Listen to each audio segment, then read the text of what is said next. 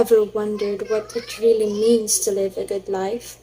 Or what qualifies as a good life? Greetings from Group 8.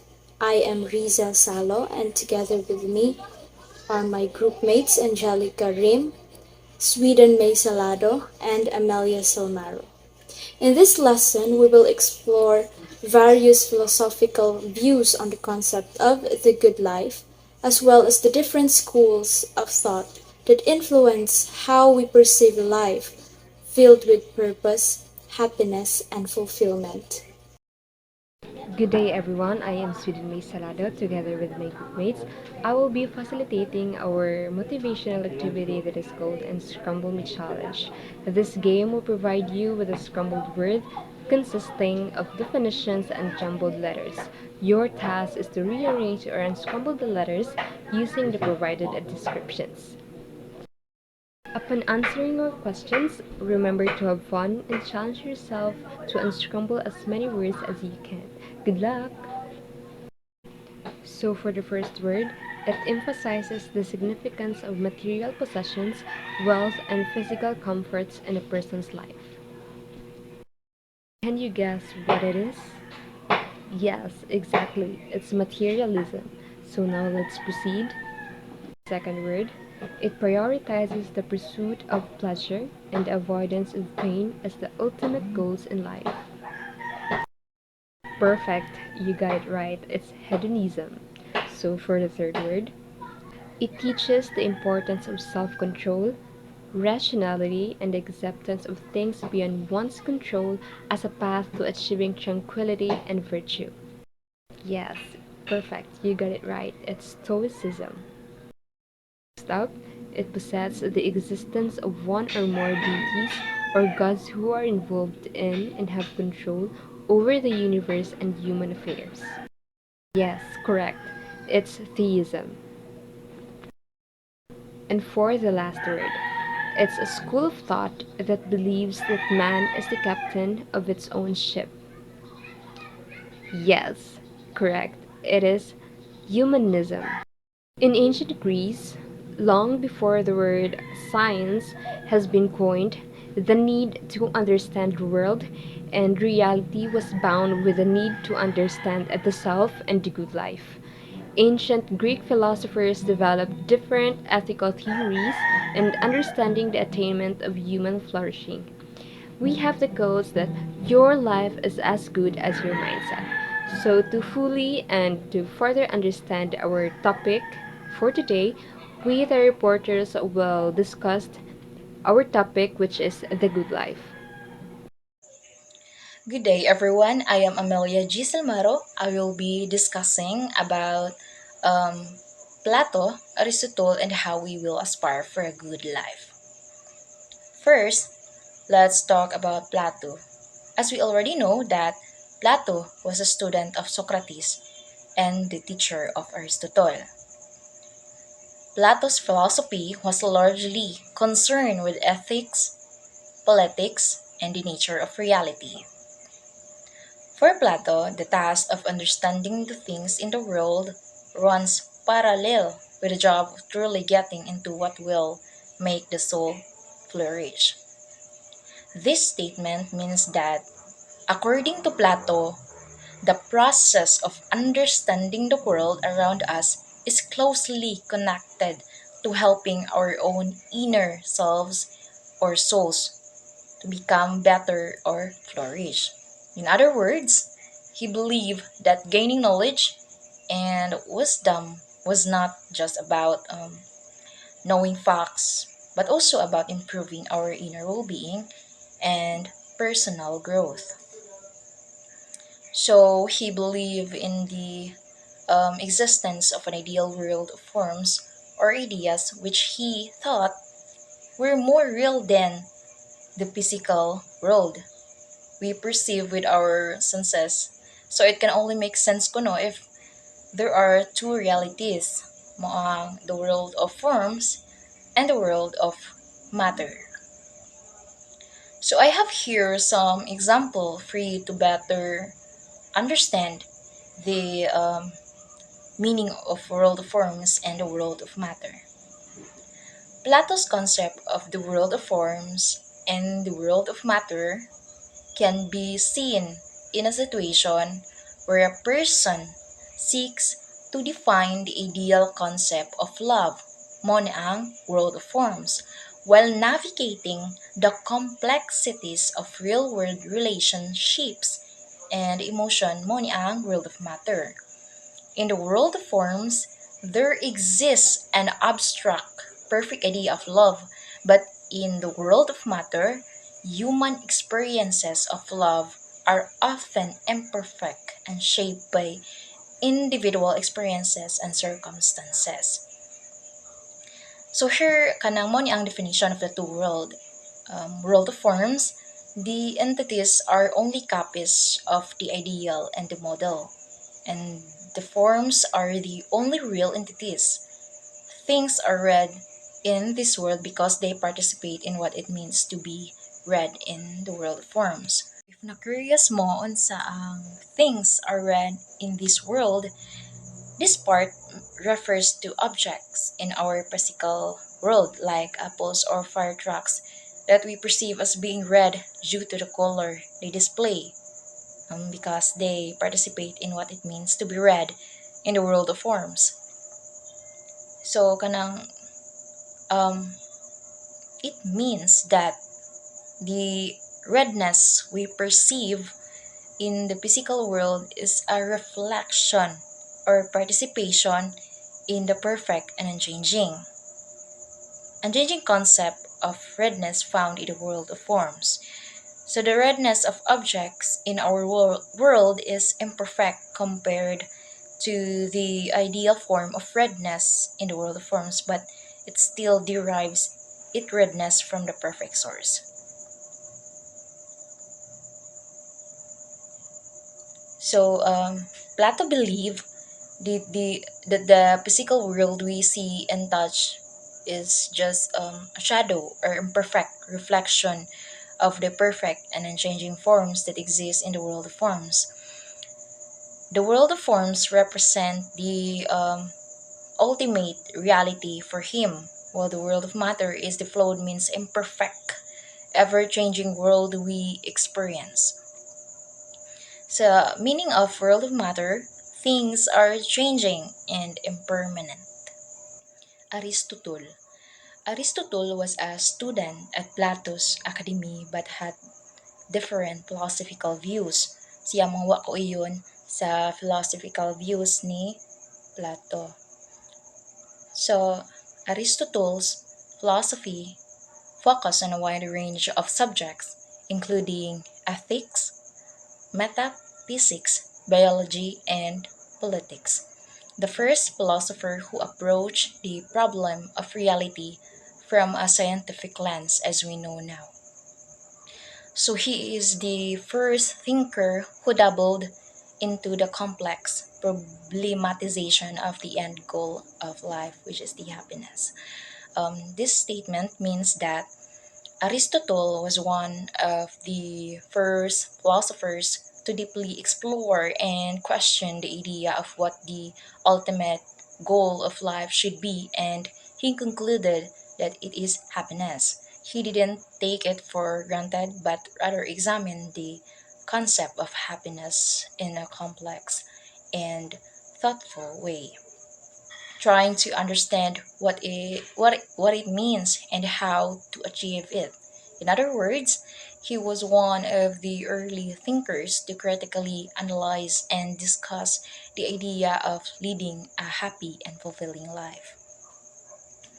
He also emphasized the empirical observation and believed that knowledge is derived from the sensory experiences of the physical world.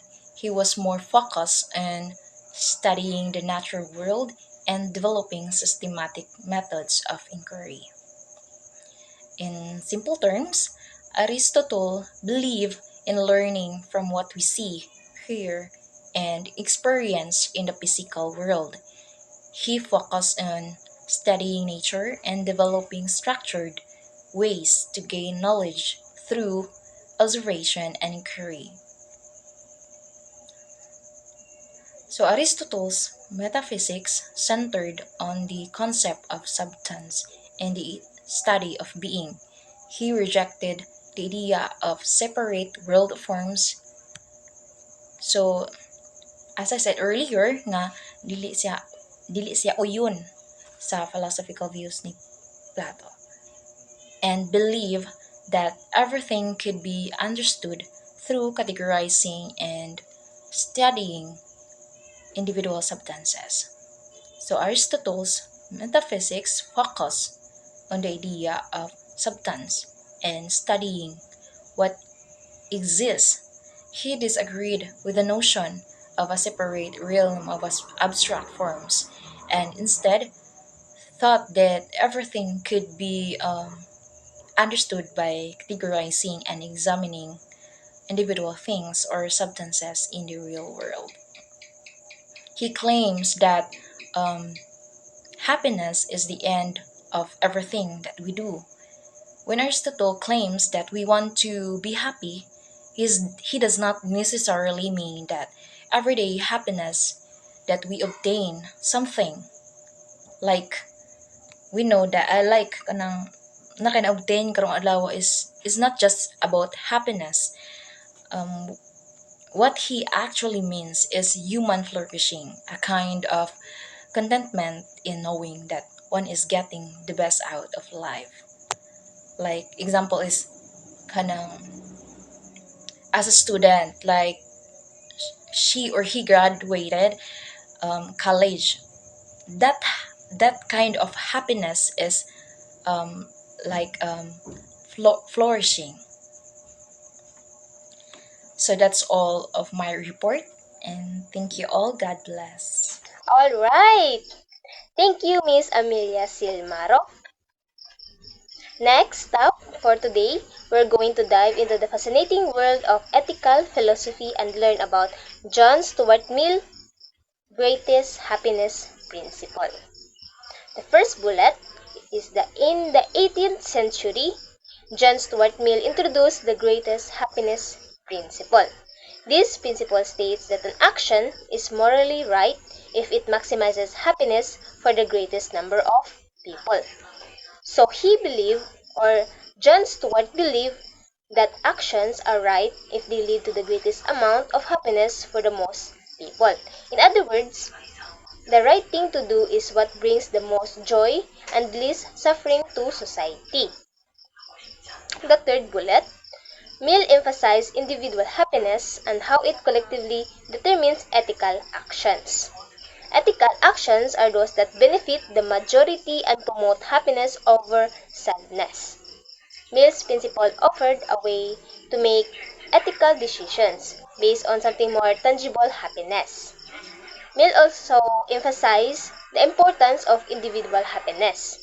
The happiness of each person should be a priority when determining what actions are ethical. It is a balance between individual and collective happiness. For example, think about mining. Does it make more people happy than sad? Does it provide more advantages than disadvantages? If the answers are yes, then mining can be considered an ethical action. Right? Okay. The sixth bullet, the ultimate aim of ethics is to lead to a good and happy life. So according to John Stuart Mill, the ultimate aim of ethics is to lead to a good and happy life that filled with happiness and well-being daw. So this principle is a practical and down-to-earth way to approach ethics. It is all about making the world a better place for everyone. Throughout history, different schools of thought have sought this same goal in various ways. So, that's the basics of John Stuart Mill's greatest happiness principle. It is a powerful idea, no, that has influenced moral philosophy for centuries. And it is still relevant today in our discussions about what is right and wrong. So that's all for my part, and I'm passing the stage to Ms. Risa Salo for the next slide. Please, thank you. So the first in line is materialism. So the first materialists were the atomists in ancient Greece, Democritus and Leucippus. So kailan naman ta ni Democritus, no? We're familiar na he developed the atomic theory. So atomic theory and materialism are interconnected in the sense that atomic theory provides the scientific basis for understanding and manipulating the material world.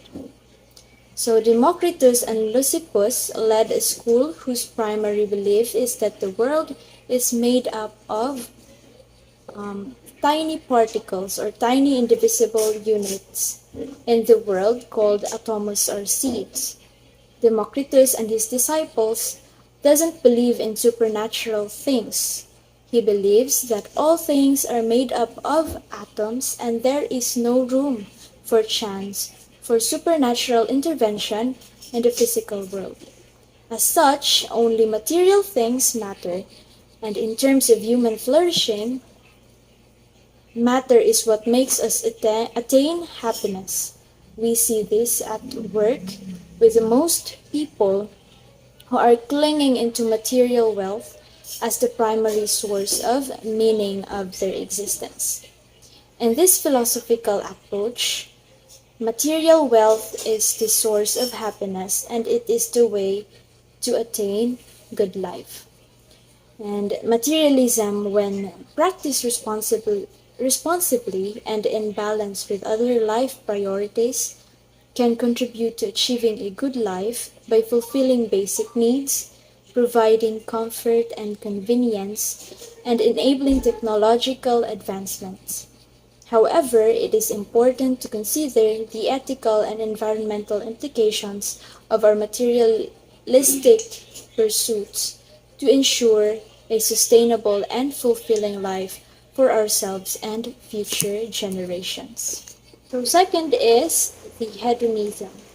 So hedonism is a philosophical and ethical theory where the central tenet is that pleasure is the highest intrinsic good. So kung ganina ang materialism is ang material ang makapa-attain or ang way para ma-attain nato ang good life, sa hedonism is ang pleasure ang highest intrinsic good.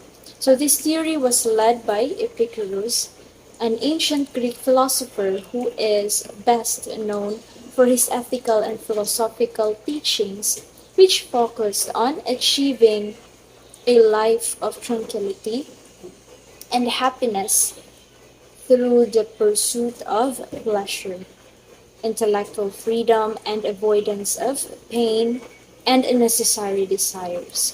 So in hedonism, the ultimate aim of life is to maximize pleasure and minimize pain, with its famous mantra that says, "Eat, drink, and be merry, for tomorrow we die." So another school of thought led by Epicurus is Stoicism, and is founded by Zeno of Citium, a Greek philosopher in the early 3rd century BCE. So his teachings laid the foundation for the Stoic school of philosophy. So the Stoics espoused the idea that to generate happiness, one must learn to distance oneself and be apathetic. For the Stoics, happiness can only be attained by a careful practice of apathy. So what is apathy? So the word apathy came from its original term apatheia, which precisely means to be indifferent. So Stoicism encourages mindfulness of the present moment and focuses on what is within one's control while accepting what is not in one's control. So embracing FATE or faith and achieving tranquility through self-control and inner strength. So example is overthinking. So ang kuan sa Stoicism is to accept what is not within our control. So stop overthinking. So the sooner we realize this, the happier we can become. So mona, no, sa materialism, ang iyang focus is on material things. Mao day makamuan na to para maka-attain sa good life. And sa hedonism, ang iyang focus is ang pleasure. Then sa stoicism is accepting what is not within our control, no, or tranquility, or the word apathy, which precisely means to be indifferent. So that encourages mindfulness of the present moment and focuses on what is within one's control while accepting what is not. Thank you. And the next school of thoughts or schools of thought will be discussed by Ms. Salado. Thank you, Ms. Riza Salo. And now for my topic, we have the theism and humanism. So first is theism.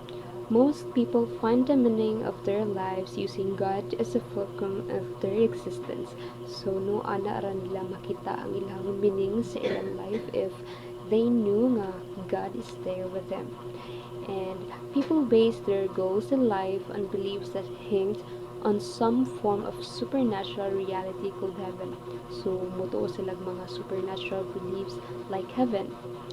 So kita jud kaayo. And next is the ultimate basis of happiness for theists is the communion with God. So, no, ang ilang happiness, ana ra nila nga makipakita, ana ra nila ma-feel if kahibaw sila nga ang Ginoo naa nila or maka-communicate ta sa Ginoo. And the world we are in is only just a temporary reality. So, makadungog ba jud ta usahay sa uban nga ang ingon nga kanang ang Ginoo kay kanang hapit na mobalik na so kuan yun sa atong hunahuna nga dili jud ay ta temporary ani ay dili jud ay ta permanent ani kalibutan na because our world is just a temporary reality. One example of theism is Christianity, which is based on a belief in one God who created the universe and is actively involved in human affairs. So, kanang kaybaw na halos tanang kaybaw na gyud na ang most nga mo tuog gyud sa Ginoo is kita Christians. And nituo sad ta nga ang Ginoo kay sent His Son Jesus Christ to save us, to save the humanity from sin and offer eternal life. Next up is humanism. It is another school of thought espouses the freedom of man to carve his own destiny and to legislate his own laws, free from the shackles of God that monitors and controls. So, kaning humanism, dili daw sila magsalig sa lain nga tao. They carve their own destiny na sila ilang opinion. And they legislate their own laws and free from the shackles of the God. So, dili na sila motuo og God kanang mas kuan sila nga by their own selves lang. For humanists, man is literally the captain of his own ship. So, mootong katong first nga to ang giingon nga kanang sila mismo ang kanang for example, kani nga tao siya may magbuo sa iyang kaugalingon nga decision, siya ang iyang opinion valid, ang kanang siya ang captain kuan siya ang decision sa iyang life. This is the spirit of most scientists who thought that the world is a place and space from freely unearthing the world in seeking for ways on how to improve the lives of its inhabitants. So, diri na form ang mga or na nagka-idea ang mga scientists nga i-form nga mas modernize ang atuang world. And mao to dito na form ang mga gadgets, mga technology. Now, some people are willing to temper their time and space in the name of technology. So, ari igo juga ayo ta kay murag kan karon nga panahon in our modern era, uh, murag di na ta mabuhi kung wala na ang mga gadgets, mga technology kay murag mao na jud natong gamit sa pangadlaw-adlaw. Technology allowed us to tinker with our sexuality. So, understandable naman no. And next, whether or not we agree with these technological advancements, these are all undertaken in the hopes of entertaining the good life. So, mo ito na nga, technological advancements bisan pa og naay ka ng disadvantage, pero dako pud kayo nga advantage dato sabot na karon sa karon modernized na kaayo ang kanang kalibutan nga mas murag mo pabor ta kung we have those technologies technologies mga gadgets to para matabangan sa atong panadlaw. Feminists also emphasize the importance of human rights, equality, and social justice. They advocate for compassion, empathy, and respect for all people, regardless of their race, kung unsa ba na, unsa ba, indigenous ba na sila or something, and gender, malaki ba na sila, mabadri, or and also the sexual orientation or other characteristics. Humanists also value education, critical thinking, and the pursuit of knowledge as means to improve the human condition. So, mo itong makatabang jud kaayo ang technological advancements diri sa kanang humanism kay mas more on kanang paboran mo gud nila ang ilahang um, ilahang self. So, disregard jud nila or reject nila ang mga supernatural explanations and instead nag-rely sila sa mga reason, evidence, science to understand the world and solve problems nga mas madali ba. And also, humanism encourages individuals to live ethical and fulfilling lives based on personal responsibility and the well-being of humanity.